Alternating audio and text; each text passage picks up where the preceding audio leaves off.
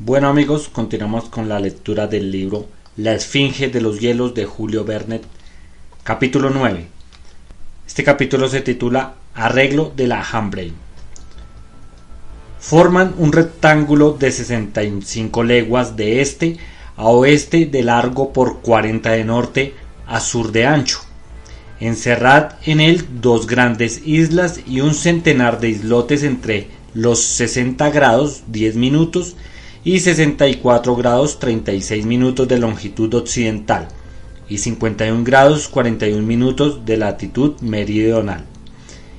Y tendréis el grupo geográficamente llamado Islas Falkland o Malounas, a 300 millas del estrecho de Magallanes, y que forma como el puerto avanzado de los dos grandes océanos Atlántico y Pacífico.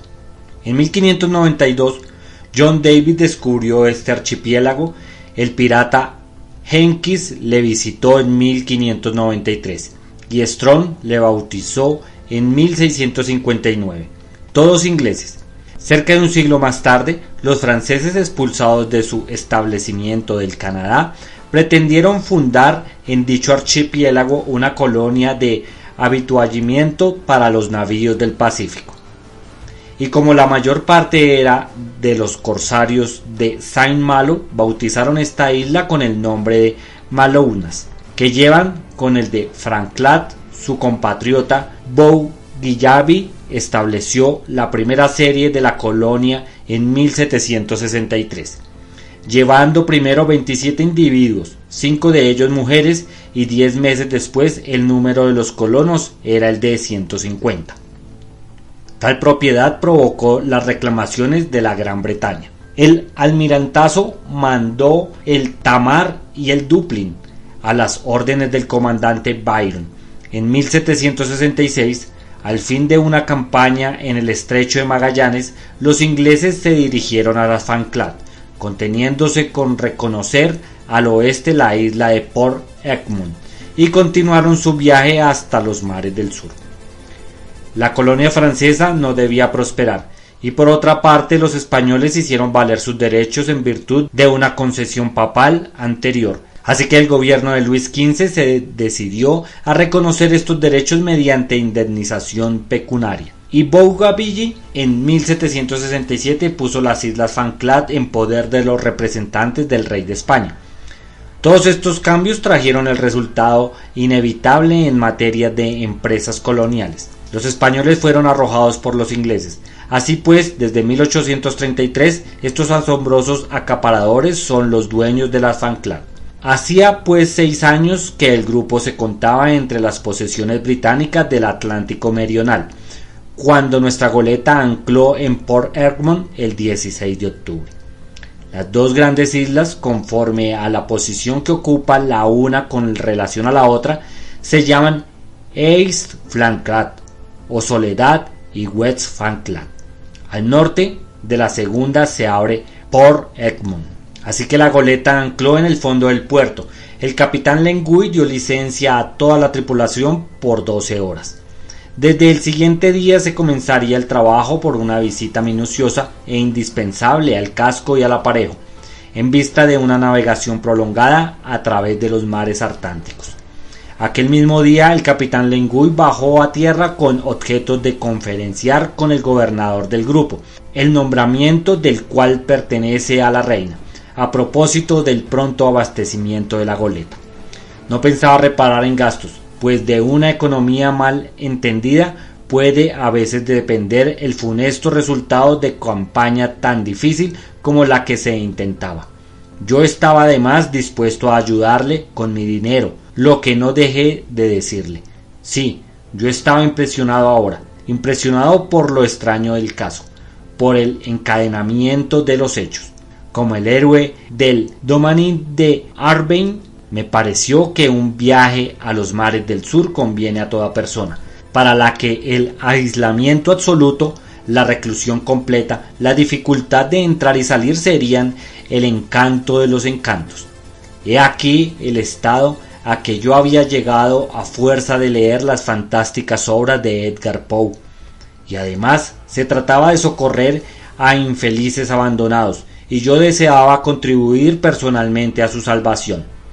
Si aquel día el capitán Lenguy bajó a tierra, James Webb, siguiendo su costumbre, no abandonó la goleta. Mientras la tripulación descansaba, el segundo no se concedía reposo alguno, y hasta la noche se ocupó en visitar la cala. Yo no quise desembarcar hasta el día siguiente. Durante la escala dispondría de todo el tiempo para explorar los alrededores del Port Egmont y entregarme a investigaciones relativas a la mineralogía y geología de la isla. Hurlengherli tenía pues excelente ocasión para renovar su conversación conmigo y la aprovechó. Mi más cordial enhorabuena, señor Jorlin, me dijo acercándose. ¿Y por qué, contramaestre?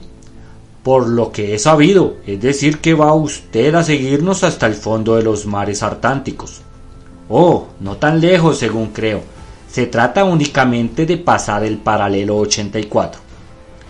¿Quién sabe?, respondió el contramaestre. En todo caso, la Hambrain va a ganar más grados en latitud que rizos tiene en su mesana o flechantes en sus obenques. Bien, ¿y esto no le atemoriza a usted? Absolutamente nada. Ni a nosotros tampoco, señor Jorlin. Usted ha visto que, aunque poco amigo de conversación, nuestro capitán es excelente persona. Todo es cuestión de saberle coger. Después de haberle concedido a usted hasta Tristán de Acuna el pasaje que le negó primero, se le concede a usted hasta el polo. No se trata del polo, contramaestre. Bien, ya se llegará a él algún día. Al polo sur, no lo creo. Esto no es de gran interés y yo no ambicio conquistarle. Además, se trata únicamente de la isla Salal. ¿La isla Salal? Comprendido, respondió Hurlengel, pero no por eso se ha mostrado nuestro capitán menos amable con usted. Lo que le agradezco mucho, contramaestre, y también a usted, me apresuré a añadir, puesto que a su influencia debo haber hecho esta travesía. ¿Y la que hará usted? No lo dudo, contramaestre. Posible es que este bravo Hurlengel, algo fantasioso, haya notado un punto de ironía en mi respuesta, pero no lo dio a entender, dispuesto a continuar con su papel de protector mío. En fin, su conversación no podía menos de serme provechosa por conocer a fondo las Franclas como todas las islas del sur Atlántico, que hacía tantos años recorría. Resultó de aquí que yo estaba suficientemente instruido cuando el siguiente día la canoa que me transportaba a tierra fue a acostar en la ribera, cuyo colchón espeso de hierbas parece colocado allí para amortiguar el choque de las embarcaciones. En aquella época las Franclas no eran utilizadas como lo han sido después. Más tarde, en la Soledad se ha descubierto el puerto Stanley, ese puerto que el geógrafo francés Élysse Reclus ha tratado de ideal, pues este ha abrigado contra todos los vientos y podría contener las flotas de la Gran Bretaña. Mas la Hambrain había ido a buscar Port Egmont en la costa norte de West Frankland, o Frankland propiamente dicha. Y bien, si durante 2 meses hubiese yo navegado con una venda en los ojos sin conocer la dirección seguida por la goleta, se me hubiera preguntado en las primeras horas de la escala, ¿está usted en las Falkland o en Noruega? Mi respuesta hubiera indicado incertidumbre. Y, realmente, ante aquellas crestas cortadas en profundas ensenadas, ante aquellas montañas escarpadas de flancos o picos, la duda es lógica. Nada hay allí, a excepción de los cambios bruscos de temperatura que no sea común a los dos países. Además, las lluvias frecuentes en el cielo escandinavo lo son también en el magallánico, como las violentas tempestades en primavera y otoño, huracanes de tal violencia que arrancan las legumbres de las huertas. Verdad es que algunos paseos me hubieran bastado para reconocer que el Ecuador me separaba siempre de los parajes de la Europa septentrional. Efectivamente, ¿qué puede observar en los alrededores de Port Egmont que exploré durante los primeros días? Nada más que indicios de una vegetación enfermiza, carencia de arbolado, Aquí y allá no se veían más que raros arbustos en vez de los admirables montes de abetos de las montañas noruegas, tales como el bolace, especie de gladiolo, estrecho como un junco, de 6 a 7 pies de altura, que destila una goma aromática, valerianas, bomáreas, horchillas, fetucas, etnomiceas, azorelias, citisus trepadores, estipas, calceolarias, hepáticas, violetas, cebolletas y plantas de ese opio rojo y blanco tan eficaz contra el escorbuto. Después, en la superficie de un suelo turboso que cede y se levanta bajo el pie, extendiese una alfombra de musgo, agamos y liquenes. No era esta la comarca atractiva y mitológica donde resuenan los ecos de las sagas. No era el poético dominio de Odín, de los Herces y Valquirias. Sobre las profundas aguas del estrecho de las Falkland, que separa las dos islas principalmente, escalonábase extraordinarias muestras de vegetación acuáticas, esos baudes que sostienen un rosario de ampollitas llenas de aire y que únicamente pertenecen a la flora de las Falkland. Advertí también que las bahías de este archipiélago, donde las ballenas son raras ya, eran frecuentadas por otros mamíferos marinos de colosal tamaño, focas de crin de cabra, de 25 pies de largo por 20 de circunferencia, y por bandadas de elefantes, lobos o leones del mar de no menos gigantescas proporciones. Difícil es figurarse la violencia de los gritos que lanzan estos anfibios, particularmente las crías y jóvenes. Parece que ganados de bueyes mugen por estas playas. Pero capturar o derribar por lo menos a estos animales no ofrece dificultades ni peligros. Los pescadores los matan a garrotazos cuando se agazapan bajo la arena de la playa. He aquí, pues, las particularidades que diferencian a las Escandinavias de las Falkland, sin hablar del infinito número de pájaros que levantaban el vuelo al acercarme yo. Abutardas, cuervos marinos, colimbos, cisnes de cabeza negra y sobre todo bandadas de mancos o de pingüinos, de los que anualmente se matan centenares de miles. Un día en el espacio se llenaba de sordos rebuznos. Pregunté a un viejo marinero de Port Egmont: ¿es que hay asnos en los alrededores? Señor, respondiéndome: no son asnos, son pingüinos. Sea, pero yendo a los estúpidos volátiles, hasta los asnos se engañarían. Durante los días 17, 18 y 19 de octubre, James West procedió a un detenido examen del casco de la goleta. Nótese que nada había sufrido. La roda pareció la suficiente sólida para romper los hielos. Hiciéronse en el codaste algunas reparaciones para asegurar el funcionamiento del timón sin que se corriera el riesgo de que fuese desmontado por los choques.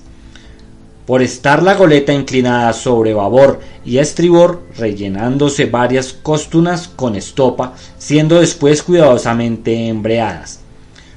Como la mayor parte de los navíos destinados a navegar por los mares fríos, la Hambrain no estaba recubierta de cobre, lo que es preferible cuando se trata de romper los hielos, cuyas agudas aristas deterioran fácilmente una carena.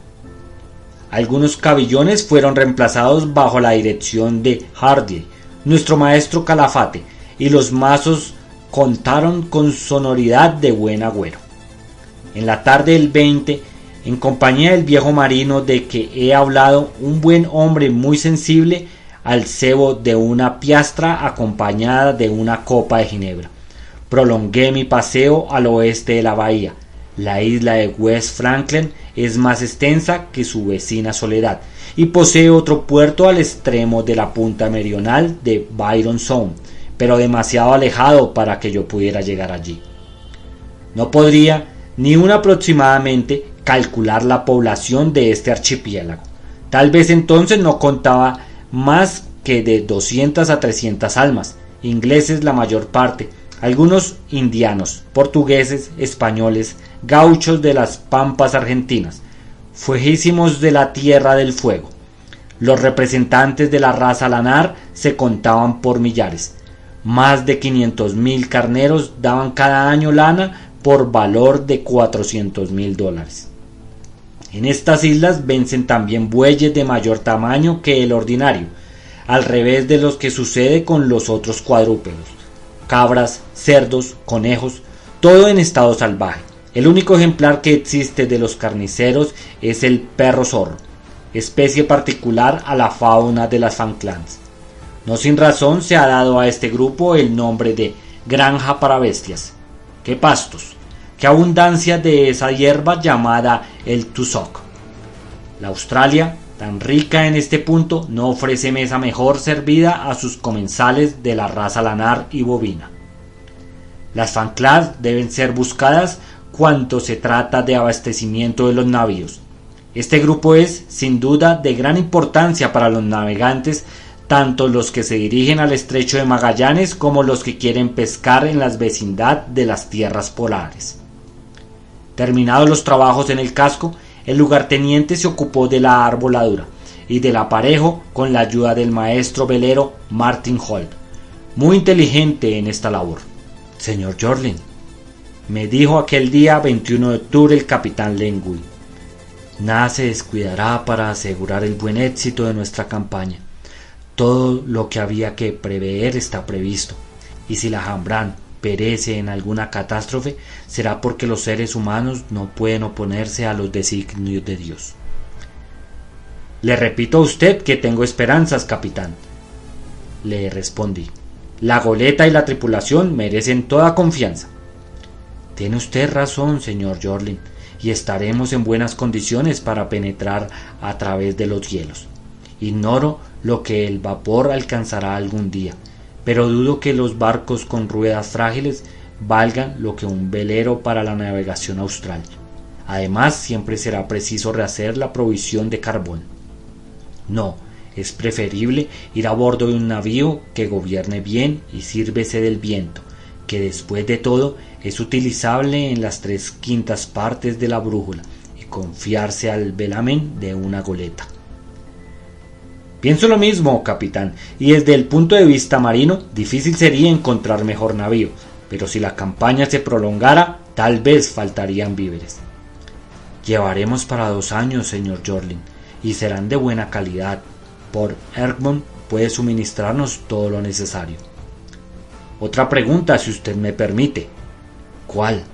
¿No será preciso aumentar la tripulación de la Jambran? ¿Son sus hombres un número suficiente para la maniobra? Pero tal vez será preciso atacar o defenderse en los parajes de la mar Atlántica.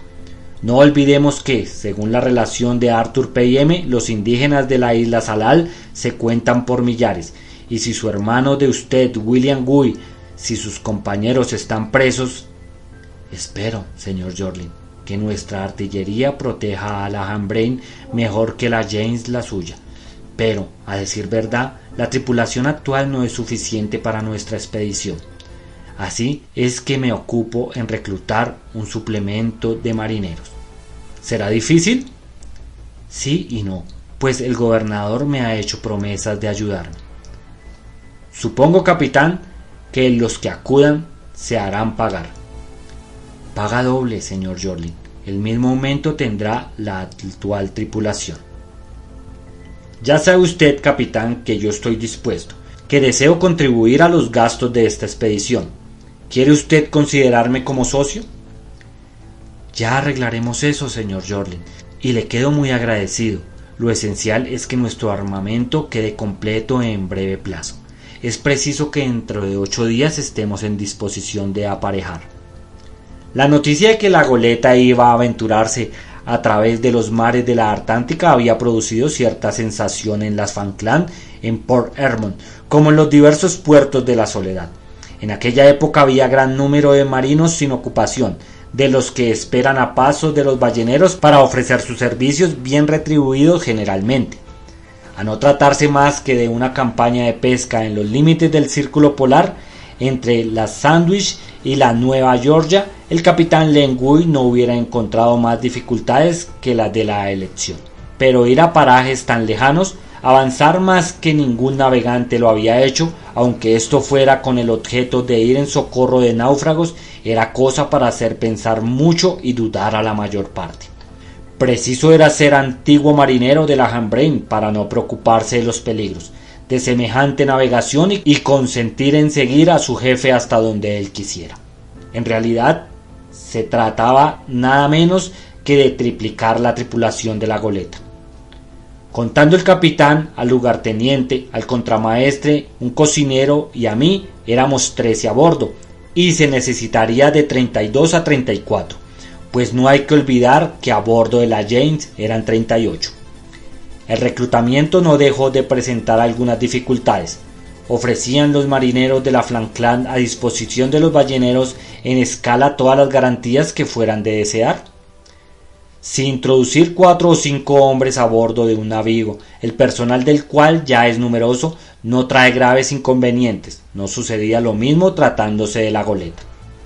No obstante, el capitán Lengui esperaba que no tendría por qué arrepentirse de la elección desde el momento en que las autoridades del archipiélago le prestaban su ayuda. El gobernador desplegó verdaderamente celo en este asunto, en el que de todo corazón se interesaba. Aparte de esto, gracias al elevado salario ofrecido, las demandas afluyeron. Así es que la víspera de la partida, fijada para el 27 de octubre, la tripulación estaba completa. Inútil es decir el nombre de cada uno de los reclutados, ni sus cualidades, ya se les juzgará después. Los había buenos y malos, pero, como después se verá, hubiera sido difícil encontrar los mejores o menos malos. Me limitaré, pues, a hacer notar que entre los aliados había 6 hombres de origen inglés, entre ellos el contramaestre segundo Hernet de Glasgow. 5 eran americanos de los Estados Unidos y 8 de nacionalidad más dudosa. Los unos pertenecían a la población holandesa, los otros medio españoles y medio fúginos de la Tierra del Fuego. El más joven tenía 19 años, el más viejo 40. La mayor parte no eran extraños al oficio de marineros, habiendo navegado ya en el comercio, ya en las pescas de ballenas, focas y otros anfibios de los parajes artánticos. El alistamiento de los que no eran gente del mar no había tenido otro objeto que acrecer el personal defensivo de la goleta. Esto hacía un total de 19 reclutados para la duración de la campaña, que no podía ser fijada de antemano, pero que no debía arrastrarles más allá de las Islas Salal. Respecto al sueldo, era tal como ninguno lo había tenido, ni en la mitad, en el curso de su navegación anterior. Hecha la cuenta, sin hablar de mí, la tripulación, comprendiendo al capitán y al lugarteniente de la Hambrain, ascendía a 31 hombres, más otro sobre el que conviene fijar especialmente la atención. La víspera de la partida, y en un extremo del puente, acercóse el capitán, un individuo seguramente marino, lo que se reconocía por su traje, su paso y su lenguaje. Este individuo, con voz ruda y poco comprensible, dijo: «Capitán, tengo que hacerle a usted una proposición». «¿Cuál?». «Comprenderá usted. ¿Hay aún una plaza a bordo?». «¿Para un marinero?». «Para un marinero». «Sí y no», respondió el capitán Lengui. «¿Y el sí?», preguntó el hombre. «El sí es para el caso que convenga el que se me proponga». «¿Me quiere usted a mí?». «¿Eres marinero?». «He navegado durante 25 años». «¿Dónde?». «En los mares del sur». «¿Lejos?». «Sí, comprenda usted, lejos». «¿Tu edad?». 45 años.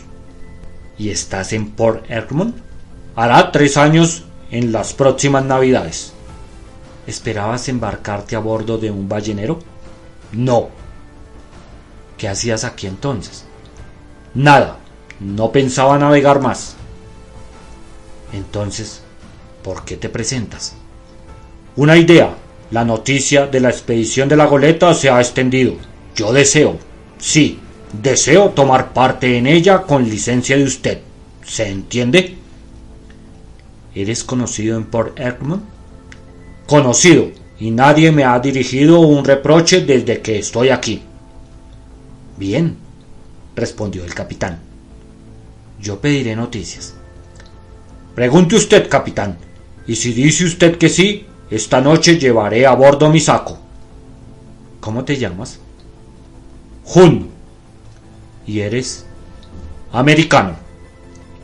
Este Hun era hombre de baja estatura, rostro curtido, de color de ladrillo, amarillenta piel como la de un indiano, torso enorme, voluminoso, cabeza y piernas muy arqueadas. Sus miembros atestiguaban un vigor excepcional, sobre todo los brazos, terminados en enormes manos. Su cabello, que emblanquecía, semejaba piel y estaba enmarañado, lo que daba a la fisionomía de este individuo un carácter particular que nada prevenía en su favor. Era el avieso de su mirada, su boca, casi sin labios, de oreja a oreja, en la que brillaban fuertes dientes de esmalte intacto, jamás atacados del escorbuto, con ser esta enfermedad frecuente en los marineros de las altas latitudes. 3 años hacía que Hun habitaba en las Falkland, primero en uno de los puertos de la Soledad, en la bahía de los franceses, después en Port Egmont. Poco comunicativo, vivía solo de una pensión de retiro, la razón de la cual se ignoraba. Ocupábase de la pesca, oficio que le hubiera bastado para asegurarse la existencia, ya alimentándose del producto de la misma, ya comerciando con ella. Las noticias que adquirió el capitán Lengui respecto a Hun no podía menos de ser incompletas, salvo en lo que se refería a su conducta desde que él residía en Port Egmont. El tal hombre no armaba pendencia, no bebía, y varias veces había dado prueba de una fuerza herculeana. Nada se sabía de su pasado, pero seguramente era el de un marino. Había dicho el capitán Lengui, más que nunca dijo a otro. De lo demás, silencio obstinado, tanto sobre su familia como sobre el lugar preciso de su nacimiento, cosa que por lo demás importaba poco si se podía obtener buenos servicios de él. En resumen, de los informes recogidos no resultó nada en que basar una repulsa. A decir verdad, era desear que los demás reclutados no mereciesen más reproches. Hun obtuvo pues favorables respuestas y por la tarde se instaló a bordo. Todo estaba dispuesto para la marcha. La Hambrain había embarcado víveres para 2 años, carne salada, legumbres varias y suficiente cantidad de apio y celeris para combatir el escorbuto. La cala encerraba aguardiente, whisky, cerveza, ginebra y vino para el consumo diario, a gran cantidad de harina y galleta comprada en las tiendas del puerto. Añadamos que en lo que municiones se refiere, pólvora, balas de fusil y cañón y piedra habían sido suministradas por el gobernador. El capitán Lengui se había procurado las redes de abordaje de un navío que recientemente había naufragado sobre las rocas fuera de la bahía. El 27 por la mañana, en presencia de las autoridades del archipiélago, terminándose los preparativos de aparejar con notoria celeridad, cambiándose las últimas despedidas, subió del fondo el ancla y la goleta se dio a la mar. Soplaba el viento del noroeste y bajo sus altas y bajas velas de la Hambrain se dirigieron los pasos. Una vez en alta mar, pasó el cabo el este a fin de doblar la punta de Tamar Har, en la extremidad del estrecho que separaba las 2 islas. Por la tarde Soledad fue rodeada y dejada a babor. Al llegar la noche, los cabos Dublin y Pembroke desaparecieron tras las brumas del horizonte. La campaña había comenzado. Solo Dios podía saber si el triunfo esperaba a aquellos animosos hombres, a la que un sentimiento de humanidad arrastraba a las más terribles regiones del Atlántico. Bueno amigos, hasta aquí llegó el capítulo 9 del libro La Esfinge de los Hielos.